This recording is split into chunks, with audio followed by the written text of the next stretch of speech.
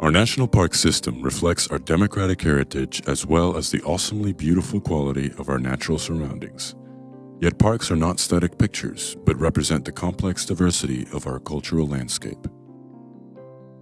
In Southeast Florida, the topography and hydrology of the Biscayne Bay region is unlike any other place on Earth. Possessing a torrid climate during much of the year, it was long seen as a forbidding location for European settlement. Spanish missionaries stayed only briefly in the mid-1500s, departing after trying to domesticate native people.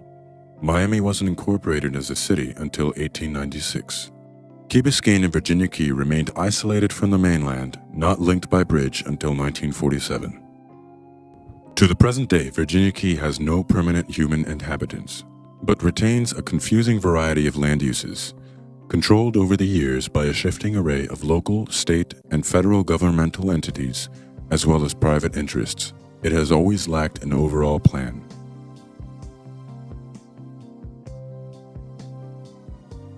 Today it retains some of the area's few remaining natural features, from hardwood hammocks to turtle nesting beds. As the first park in the South given to African Americans following a demonstration in 1945, Virginia Key Beach Park remains a memorial to the continuing struggle for civic engagement in retaining and expanding urban public space.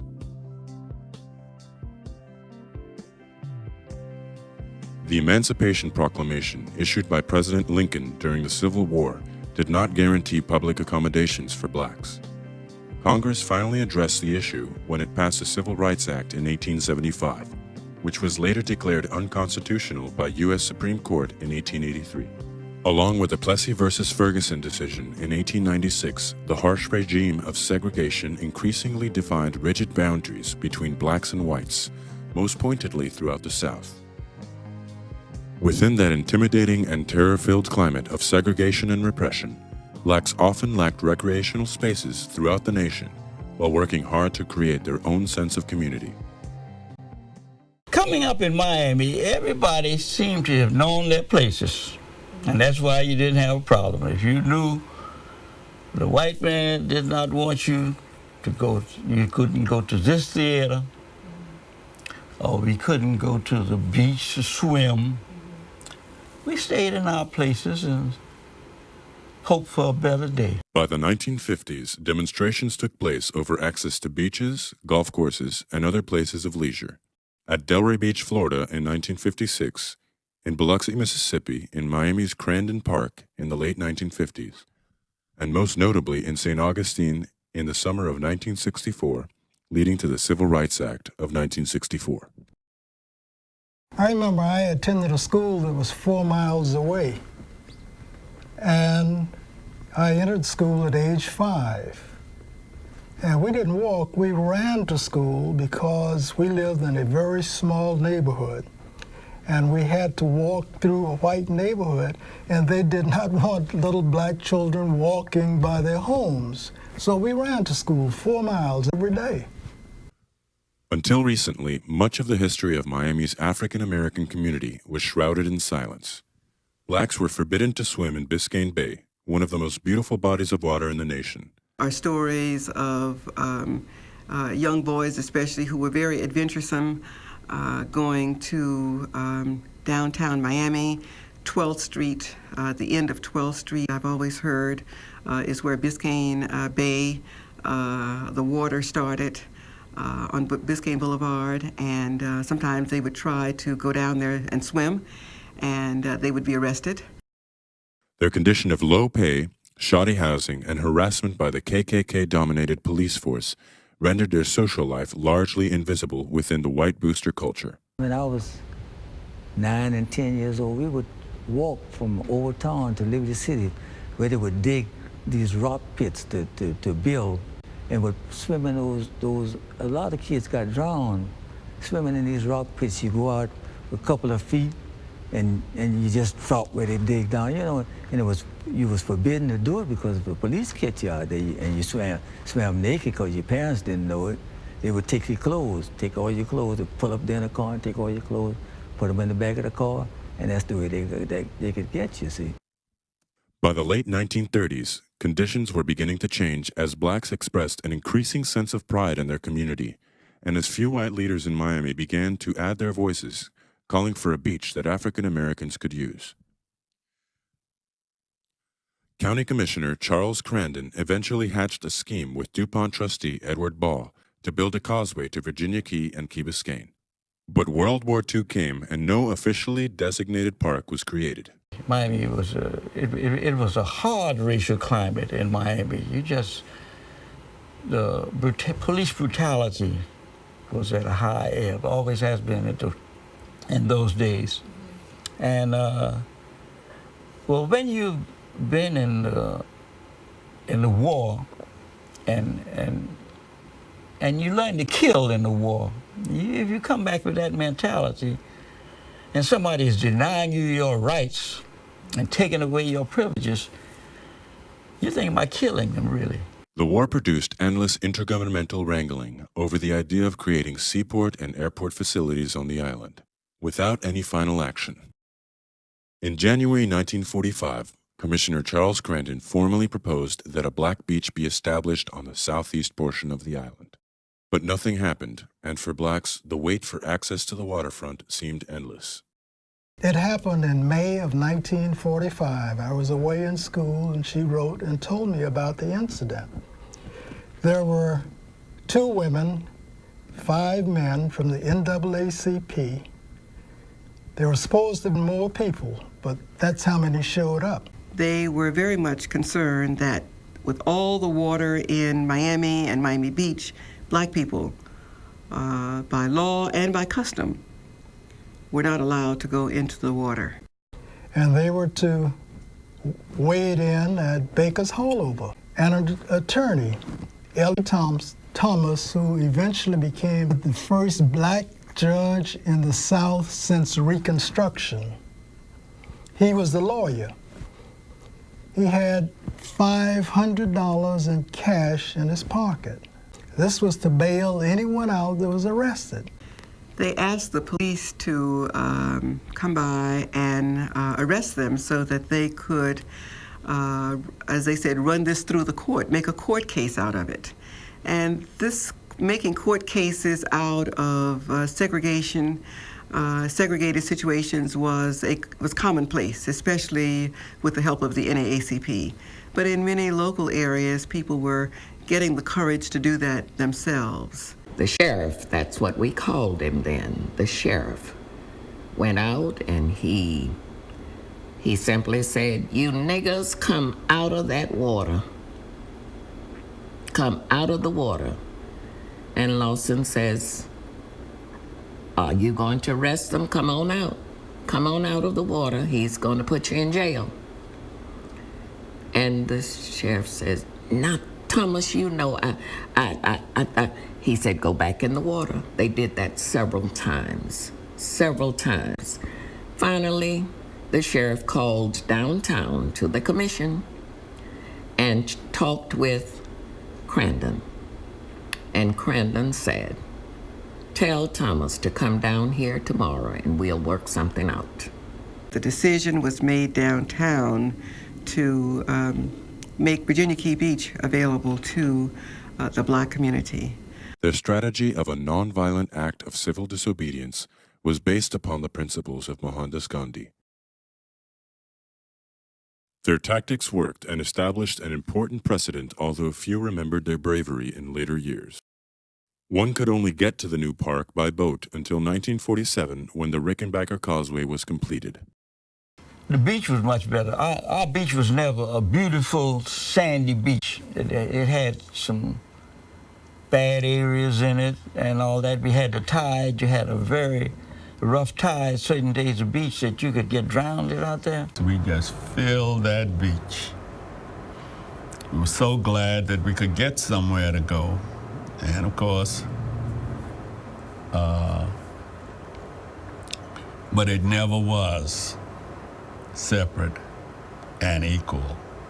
Yet even as a second-rate place, Virginia Key Beach became a place of great pride for many in the black community.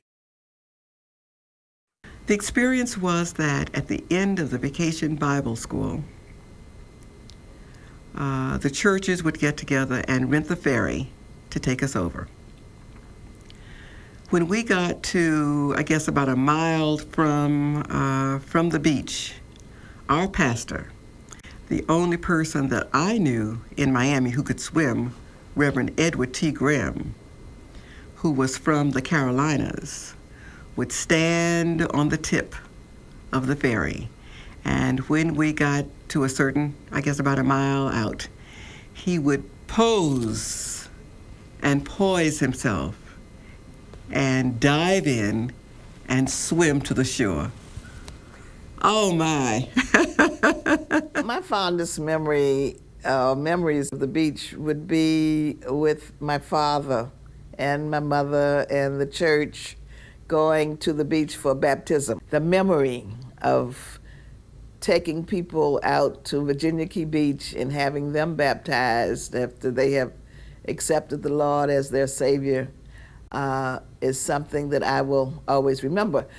Public land was leased out for the Sea Aquarium, the University of Miami's Rosenstiel, the county sewage treatment plant, a marine stadium, and the Rusty Pelican restaurant, among others. It was a fun thing because, you know, everybody would be, if anybody went to the beach, it would have to be at Virginia Key Beach because that's the only place you could go. So you saw everybody, you saw your friends.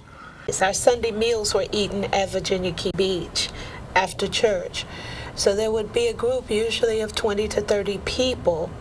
And because it was one of the main places where people would congregate, blacks would congregate, that we would always see a lot of people on the beach every Sunday after church. Dan Johnson was the superintendent out there. Eli Wright was over the ground crew and different ones. And we had about 6 black lifeguards out there. Eventually, we got white lifeguards out at Virginia Beach. Most of all, they had a train that went all the way around.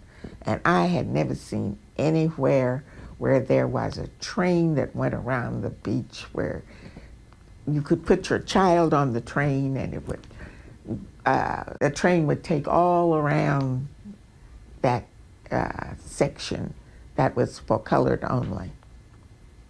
It meant a lot. Well, they had the merry-go-round stuff, the train. My children enjoyed that. And of course, they all liked the hot dog thing, whatever they call that, corn dogs, the corn dog. And that was exciting. And as far as getting around on the beach, I have to admit that once we got there and trudged on to the cabana, I stayed there because I don't handle sand well. I don't at all. Virginia Key was about 1,000 acres and the Black Beach only about 82 acres. Many other uses were sought for the island over the years, and planning often became very contentious. After 1958, when another raid took place in Crandon Park by black leaders, the county gradually desegregated all of its beaches, and Virginia Key lost its unique status in the community. Virginia Key Beach became less popular. Funding and staffing by the county were cut back. Then in 1982, the county transferred the land back to the city of Miami with the express purpose that it would be used for public park purposes only, or it would revert back to the county. But the city kept the park closed for more than a decade and a half as city administrators sought to lease it out to private entrepreneurs. The county provided no oversight of its own deed restrictions. Eventually, environmentalists grew angry at the city's attempts to create a quasi-commercial eco-campground. A city-sponsored ad hoc committee advocated the privatization of the beach, but groups such as the Urban Environmental League, the Sierra Club, windsurfers, and longtime environmentalist Mabel Miller all stood up to oppose the public land giveaway. Ever so often, entrepreneurs seeking a way to make monies in big chunks came through, and they saw this isolated island. They went often to the commissions to try to lease or get a part of it in any way that they possibly could. but the one item in the agreement kept them from doing anything. Nevertheless, they never gave up. Virginia Key Beach Park is a major national asset because it represents the earliest example of a successful attempt by blacks to create beach access through nonviolent civil disobedience in the South. This nonviolent struggle illustrates the power of ongoing dialogue and negotiation that Miami's black leaders had engaged in with white leaders to challenge segregation, even as many of their people continued to be attacked by the police. It's important that everybody should see it because everybody needs to know the experience that we had, because I find that Miami is, most of the people from Miami came here from someplace. And many of these people do not have a respect for the history of Miami. They come in and they see what limitations their purview permits them to see, and they don't know the historical information and background of Miami. So this will give them at least a part of that missing history that everybody needs to know in order that the respect that the Miami history deserves can be seen by everybody. In the past several years, an exciting new master plan for the park has been created with broad community input. It envisions nature trails, a civil rights museum, and a revival of many of the beach's earlier amenities. As a place of recreation and pride, the beach has become again in this new millennium a major gathering place with religious and folk meaning for thousands of South Floridians and others around the nation who need to see the complexity of the civil rights struggle.